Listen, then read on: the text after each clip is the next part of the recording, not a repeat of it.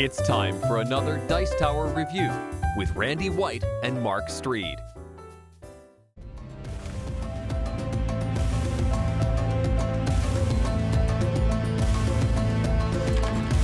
Hello folks, welcome to Board Game Corner. I'm Mark. I'm Ann. And I'm Randy.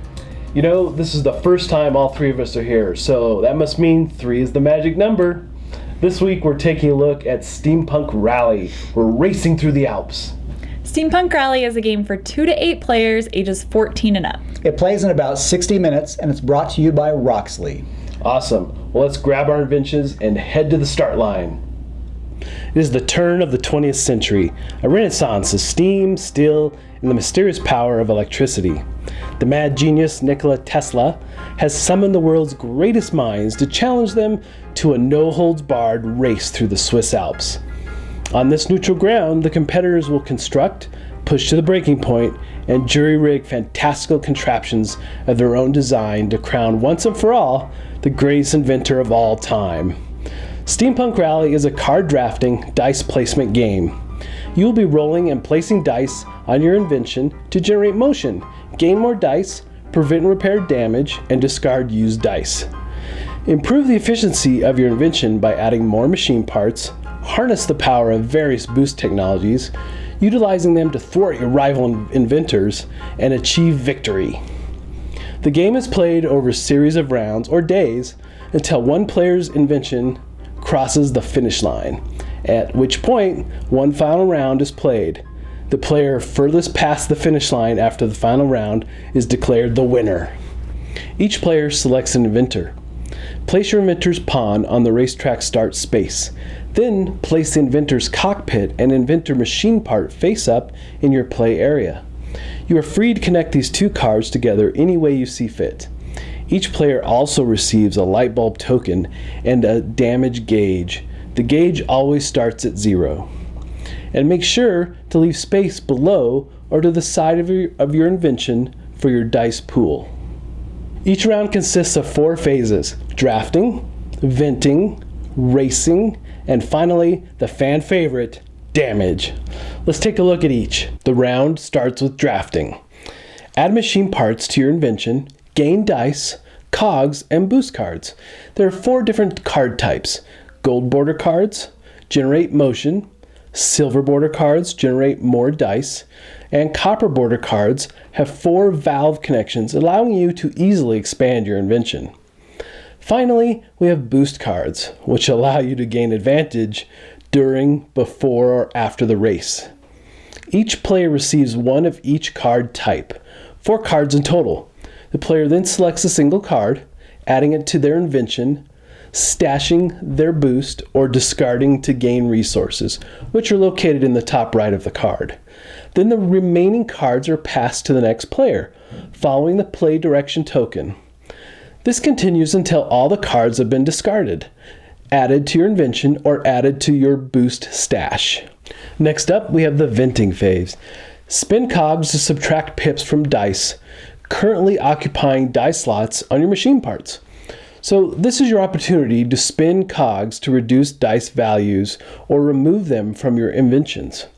Each cog is worth 2 dice pips, and it's worth noting that dice that are still on your invention from the previous round are no longer usable. So the quicker you can remove them, the better. Also, this is your opportunity to use vent-only boost cards. These are specific to the vent phase. Start your engines. The race phase. You roll your dice and use them to activate machine parts. It's that simple. At the start of the race, you roll all your dice from your dice pool.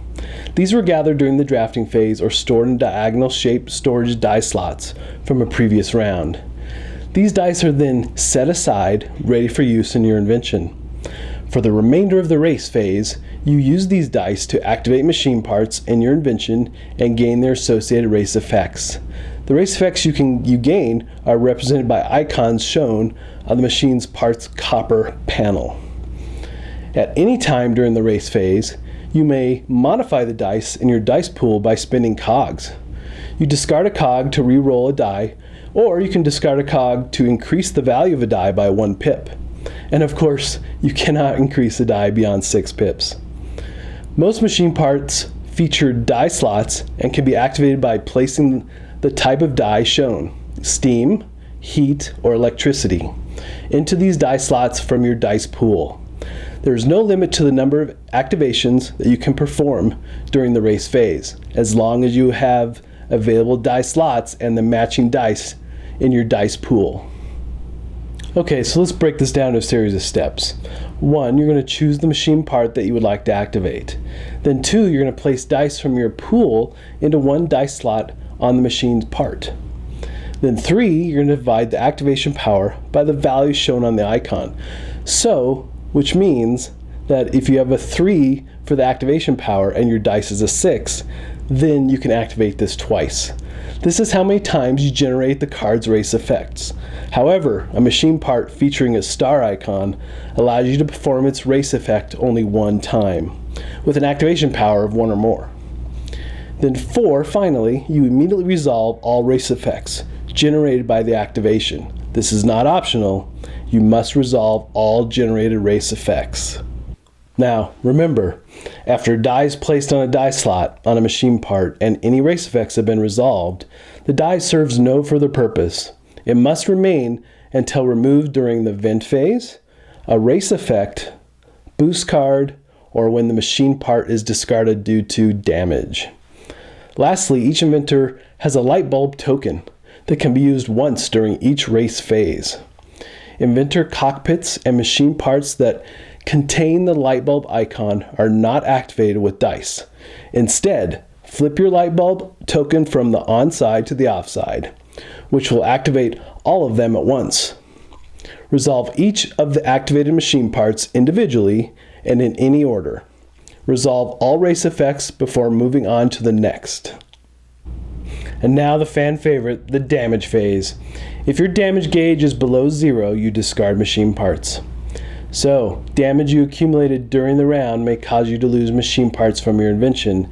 Some of the ways you receive damage is due to terrain, like mountain passes. Also, some machine parts and boost cards can cause damage. You then record the damage on your damage gauge. If your damage gauge is lower than 0, you must select and discard a number of machine parts from your invention equal to the number shown in red on your damage gauge, and then reset your damage gauge back to 0. And lastly, if you would be forced to discard your inventor's cockpit due to the amount of damage you received, your invention violently explodes. If your invention does explode, you must move your inventor's pawn to the space behind the player in last place. If you are already the player in last place, you move backward 1 space towards the starting line. Discard all your machine parts except for your inventor's cockpit, then reset your damage gauge back to 0. Lastly, we have the end round phase. If used, the light bulb token is flipped back to its on state. If any of your machine parts feature diagonal storage slots, you may take excess dice left over from your pool and place them here for the next round. Then return all unused dice back to the main supply.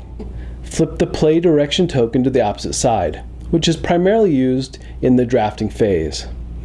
After you have completed all 4 phases and performed end of round tasks, a new round then begins with another draft phase.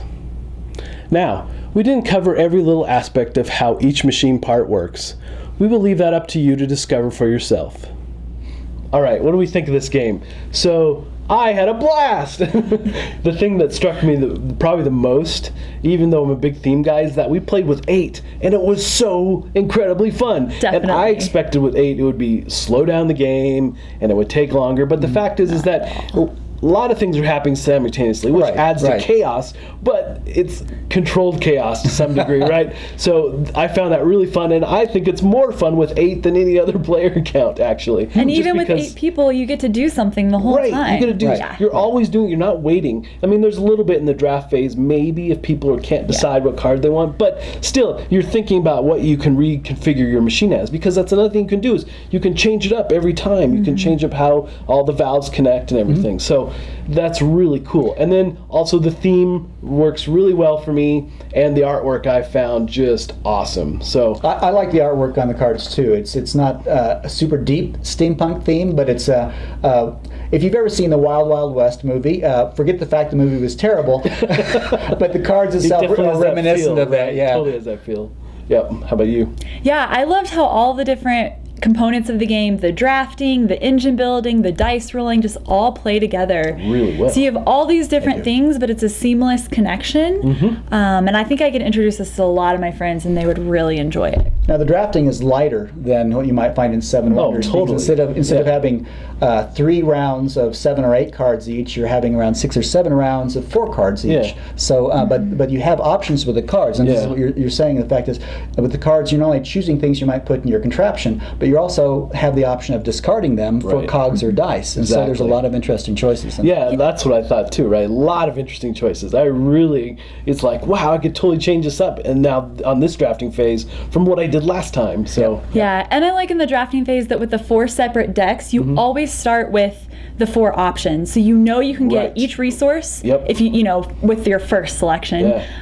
You've got the copper, the silver, and the gold that are going to give you more dice, give you power, give you more connections, and then the boost card. So you always start out with all of those options, which I found to be really helpful. Yeah, it's not like one person gets all the good cards in his hands and the next person doesn't get anything. Every card has something of value in it. Every hand, I should say. Yeah. And then what gets passed to you, well, it may not be as good as what the person originally got, but there's still interesting things there. And you're going to start with the 4. Right, exactly. And there's been whole drafting phases where I haven't added any cards to my invention at all, and I've just got resources, and sometimes you just have to do that to continue, because once you fill up all your slots, and you're just stuck at some point if you don't start venting and getting rid of some of these dice. Right. And what happened to me last night is people were handing me cards that didn't have pieces or components for the contraption on there. They were the boost cards, and so I ended up with a stack of these special cards, which when played in unison, they were very devastating. They were hugely devastating. Horrible. Yeah. All right, what are the main things you liked, Randy? I like the fact, and this kind of goes along with your iconography aspect of it, I like the icon or your aesthetics. The icons are very easy to read. There's not a lot of small print. The boost cards have some writing on them, but overall the icons are easy to read, easy to figure out what's going on. And with the map itself, this is not just a racetrack. There are trade-offs you have to make as you're steaming down this racetrack. Right. It's not just a question of how fast do I move, but how do I anticipate the various things that are going to cause damage. So do I try to build a machine that goes really fast, or do I invest in these things that allow me to what they call smooth move over rocky places, or do I invest in armor? Yeah, armor. Or do I invest in a larger machine that can afford to have several pieces thrown off as it goes over the bumps? So I think that trade-off is really good in terms of making those decisions and presenting challenges and how you choose. I also think that the player reference card supports the iconography really well. So you've got it right in front of you, and it shows you everything you need to know on your turn. And there's not really a mystery there at all. No. Yeah. All right, so some of the things we didn't like, right? So for me, I think the biggest thing was the board I feel is way too small, especially in an 8-player game. I wish it had been double the size, and that's probably the biggest thing I didn't like. And then there was definitely some manual rules stuff that was an issue, right? Yeah, we totally butchered this the first time we played. We didn't understand that the once you place the die, that was it. You didn't get to keep using it every turn. So we played in like 2 rounds. Like, oh, this is easy. That rule is like a little sidebar in the manual, so that was a little frustrating. And what about the tutorial video? The tutorial video wasn't very helpful. It was great to understand what you were trying to do in the game. It was fun, but it didn't teach you how to play, like the rules. So once we figured it out, super fun. And if you're teaching it to someone, it's really not that hard to teach to someone. It's just your first time. Yeah. Make sure you just read the book real well. Like a lot of games, the manual could have been a little better. Although I love the fact that they have details in the inventors. You're playing as one of, 10 inventors or something like that, 10 or 12? And there are little details about those inventors across the bottom. Which is really cool. So that's the neat thing about the manual, though, is that it's very graphical. And, visually it really tells you about the icons and things. I just wish some of the rules hadn't been like sidebars. Right. Yeah. They were in small notes instead of being big red text. Or in a brown box note. Yeah. That should have been a main rule. Absolutely. Just sit down when you get the manual, read it for a little while, and then go to play. Just don't expect to pull it out and teach yourself and then play right away. Right. Or watch this video and show your friends. What about you, Randy? Some of the things I didn't like, this game is in the spectrum between classic games like Alhambra and Seven Wonders and newer games like Viceroy and Roll for the Galaxy, in the sense that you're building something in front of you and the focus is not so much on what the other players are doing as much as it is on what you're doing here. The classic games are a little bit simpler to determine what everybody else is doing and get a good read real quickly. The newer games like Viceroy and especially Roll for the Galaxy, it's so much harder to look at what your neighbor is doing and figure out what they need and what they don't need so you can anticipate and do it defensively. So I think that's one of the big challenges with this is, especially when you get to 8 players, everything's chaotic and you're really, it's harder to feel like this is not just solitaire. Now the place where there is an advantage, I mentioned the iconography. The iconography does help in looking at your neighbor's 13 card monstrosity and say, okay, I think he's drafting toward this, so I'll keep him from getting this card. Yeah, but don't you think the difference though, in like compared to like Roll for the Galaxy, it feels very solitaire. Where this game, there's smack talk going on the whole time. You're interacting with everybody constantly. There is smack talk because you're vying to get ahead. But and the boost cards, you can screw people over so bad. This is the good thing, and Randy's famous for that. I got a ton of these because everybody else was building their machines, and I got what looked like garbage. But when I realized I can play these all together, and everything just blew up. Not for me. I actually boosted ahead. But this is both a good thing and a bad thing because the boost cards do allow you to maybe circumvent some of the limitations of your machine, but they also created quite a bit of unpredictability in the game. For sure. So people who wanted fun, more, though. well, and this is a key. We all agree this is a fun game. People who are looking for more of a game where they can anticipate their neighbors' actions and a little bit more predictability and feel like they have a strategy that can guarantee them to win. This is not your game. This is more of a fun game. You have things change every round. And you're building an engine, so good strategy is rewarded, but it won't guarantee you a win. Exactly. Definitely. All right, so let's give our ratings. So I really like this game. It's so much fun. I'm going to give it a 3.5 out of 4 corners. And I landed at 3.5 as well. I think it's great how everything works together, and I also like the variety. So you can stick strictly with electricity and make that your thing and go with that, or you can divide it up, go with a little of everything. And every round you can divide it up and do something different every time. And you can have a machine that's all electricity the first round, and you end up encountering some damage, and those things get thrown off, so you change to a machine that has multiple types of fuel. You can try to go really fast and just lose parts, and that's okay. You can try to go slow and get the shields. I mean, there are so many different ways that you could play this. But you, Randy?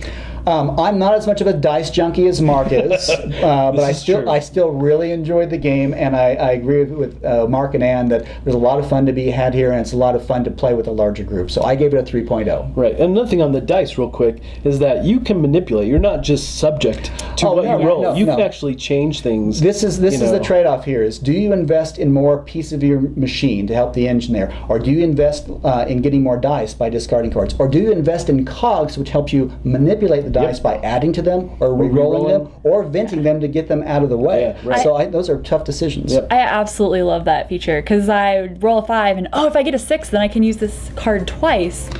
Here's a cog, there you go. Love that. So that's great. All right, well, that's our review this week, folks. Hope you enjoyed it, and until next time, we'll see you at the table.